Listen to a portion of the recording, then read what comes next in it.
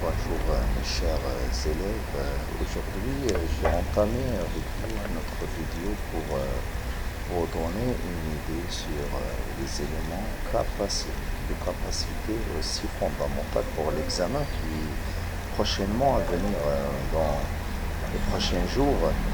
Moi, j'ai fait des vidéos sur le sixième année primaire, j'ai refait des vidéos. J'ai parlé des éléments fondamentaux pour la réussite dans cette année. J'ai fait des cours sur le discours direct et indirect. J'ai fait des cours sur le participe passé, le participe présent, sur le futur proche, futur simple.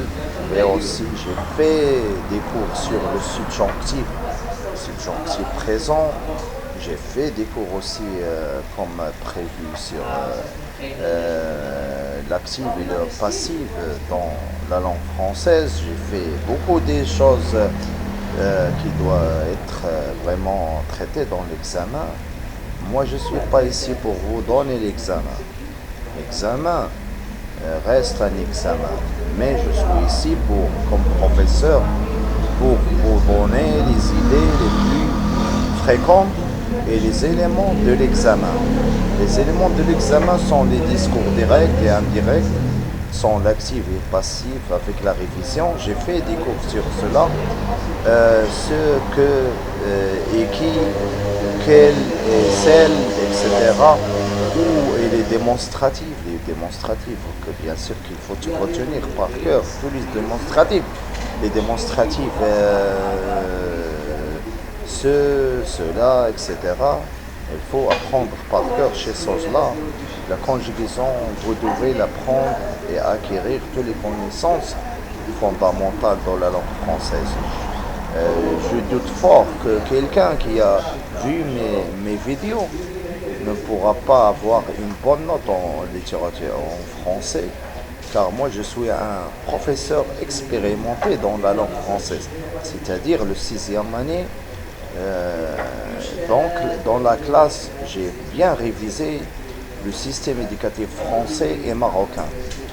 J'ai des cahiers qui sont de professeurs français et des cahiers qui sont des professeurs marocains.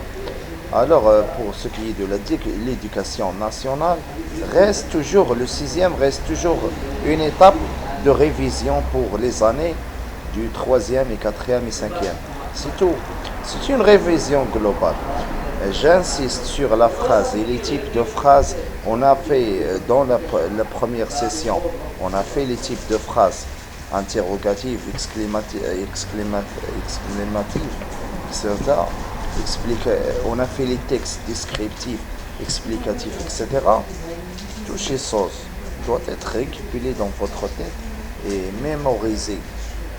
Pour ce qui est de cette période de l'année, la deuxième session, c'est une session facile à passer dans l'examen si vous connaissez l'actif et le passif et le discours direct et indirect, ainsi que les éléments qu'on a parlé de complément de manière de temps, complément circonstanciel de manière de temps, etc. Vous allez réussir l'examen. En ce qui concerne les textes, vous avez toujours étudié les textes. Moi, je ne vais pas vous dire que ce texte va être à l'examen, ce texte ne va pas être dans l'examen. Vous avez des unités, vous allez réviser toutes les unités et puis vous allez toujours des questions sur le texte, questions qui sont claires et simples à obtenir. Par exemple, on veut dire, par exemple, donner un titre au texte. C'est quoi? C'est donner un titre. Par exemple, on veut dire combien de paragraphes ce texte est combien de paragraphes ce texte est composé. Alors, il faut répondre avec combien de paragraphes. Vous avez, par exemple, quel est, par exemple, le synonyme de ce mot, l'antonyme de ce mot. Ces choses-là, ce sont des primaires qui doivent être vraiment valorisées par un professeur et aussi par l'étudiant. L'examen ne va pas sortir quelque chose de nouveau cette année, c'est la même chose. L'éducation marocaine ne change pas. ne changent pas de 10 ans à 10 ans. C'est-à-dire les livres de l'éducation nationale ne changent pas 10 ans, 15 ans. Alors, l'examen sera facile. La technique d'expression écrite. Il y a des éléments dans la technique d'expression écrite qui doivent être reconnus et retenus.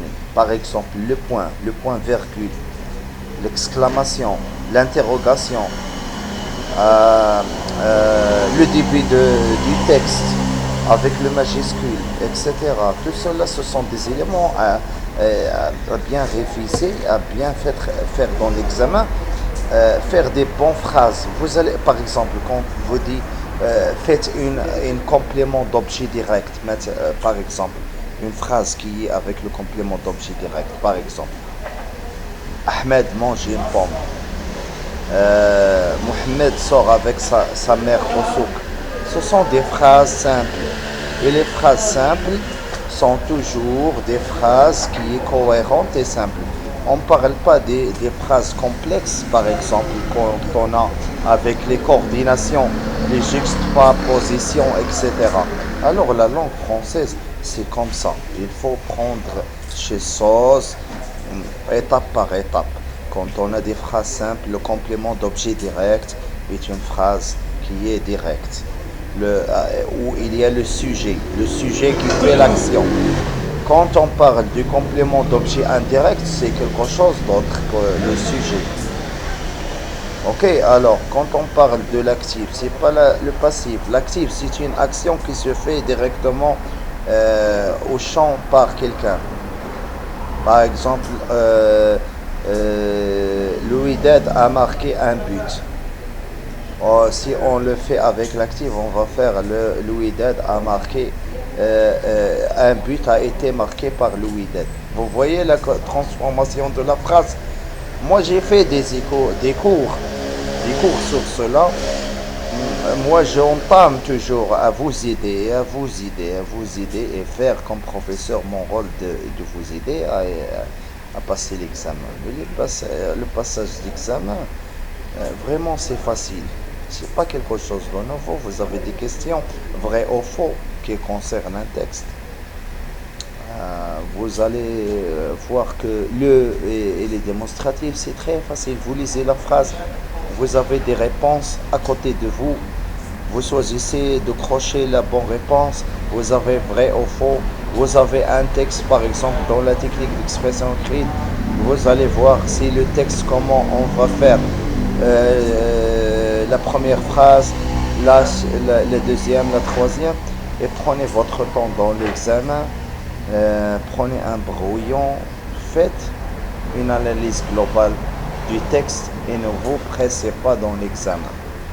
Je vous remercie pour votre écoute dans ma chaîne qui est une chaîne exceptionnelle dans le monde entier, dans le savoir.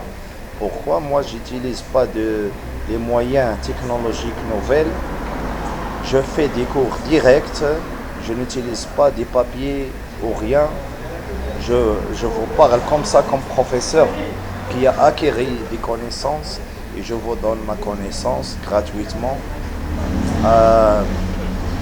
J'estime toujours que la connaissance, c'est un fond trajectoire final d'un certain élément de vie. Alors moi, je suis un professeur, je parle d'un triangle, le triangle de Jean Piaget. Là, les informations circulent et là, quand on circule les informations, il faut que tout le monde bénéficie du savoir. Le savoir, c'est pour tout le monde, c'est universel, c'est pas pour moi, c'est pas pour vous, c'est pas pour... tout le monde utilise l'ordinateur, tout le monde utilise l'électricité, tout le monde utilise les moyens de technologie moderne et les choses qui sont. Alors, il ne faut pas prendre le savoir comme un élément qui est un élément qu'on peut le manipuler ou l'utiliser d'une certaine façon qui n'est pas correcte.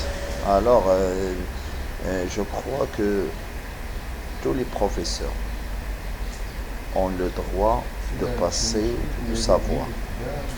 Et le savoir, c'est universel. C'est ça mon idée. Mon idée, c'est l'idée de Jean Piaget, de Jean-Jacques Rousseau et des autres professeurs de la langue française qui ont l'humanisme.